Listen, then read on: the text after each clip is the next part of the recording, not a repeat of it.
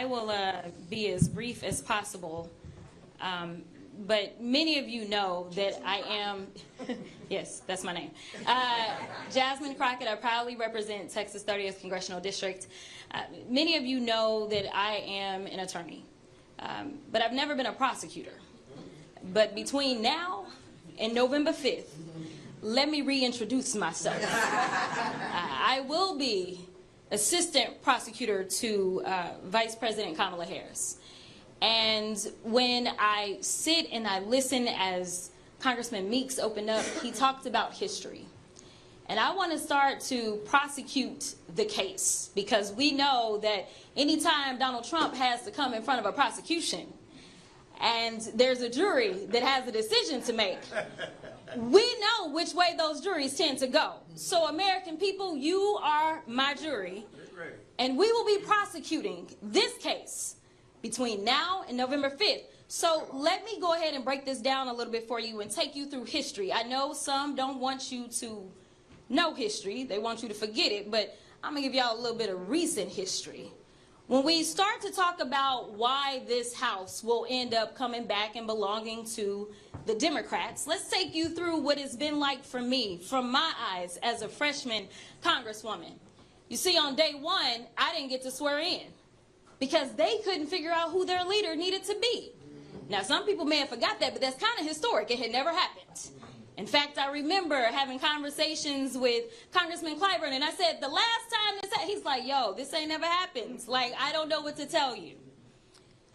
That was the beginning of the dysfunction known as the 118th.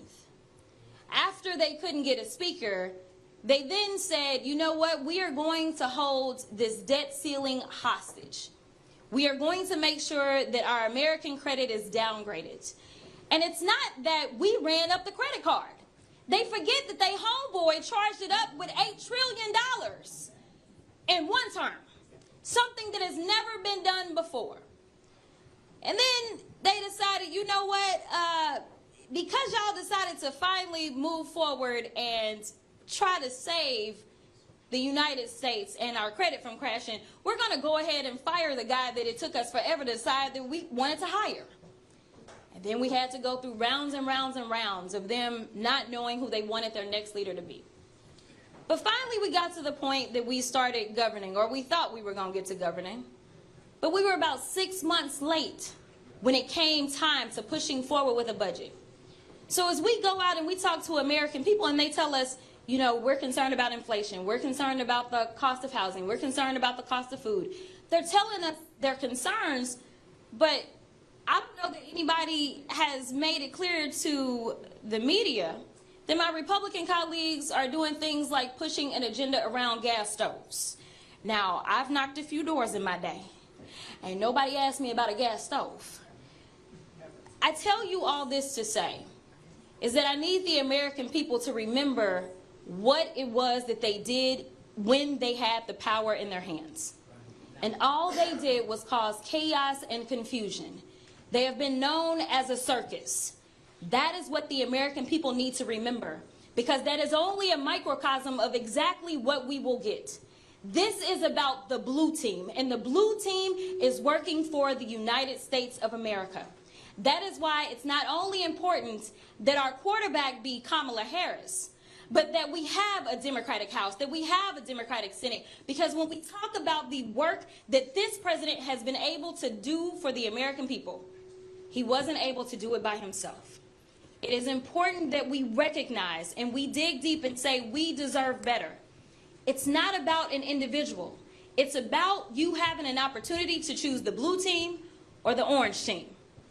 Do y'all know what the orange team means? Nevertheless, it is important that we understand, as it's already been laid out, it's time to get to work. That's right. We can get there, but if we go ahead and cede our power, we will not make it. But the power belongs to the people, and I'm telling you right now that so long as we do our part, we will win and we will save democracy. We have seen it from the moment that she got into this race. You have seen nothing but history being made, finally, for the right reasons instead of the wrong reasons. You see historic amounts of money being raised.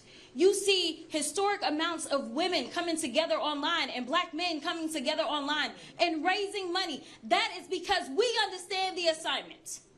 And right now, we need the American people to understand the assignment.